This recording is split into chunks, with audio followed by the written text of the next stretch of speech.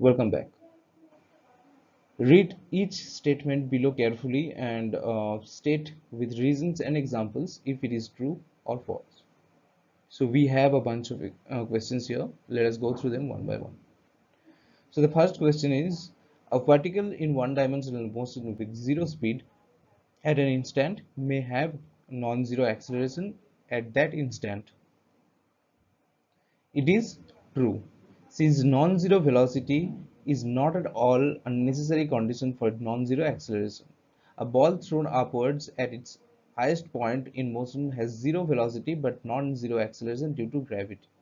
We know at the highest point the value of A to be g with negative value, right? So it is minus 9.8 meter per second square. So that's the reason it's true. Now let us go through the next. A particle in one-dimensional motion with zero speed may have non-zero velocity. False. As speed is the magnitude of velocity, therefore a non-zero velocity would imply a non-zero speed, right? It's self-explanatory. I don't need to explain it too much.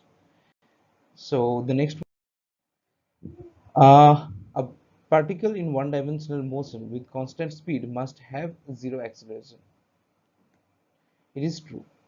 A particle moving in a straight line with constant speed will have constant velocity since its direction of motion is constant, and as acceleration is defined as the rate of change of velocity, its acceleration will be zero.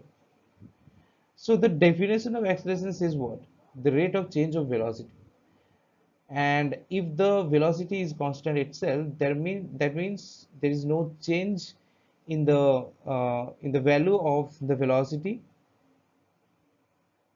That means the change is zero, and when the change is zero, that means there is no acceleration, right?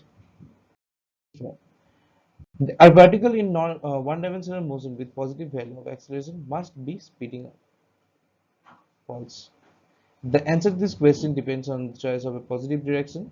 If a ball is thrown upwards and the downwards direction is chosen to be positive, then its acceleration will be positive, but its speed will still be decreasing.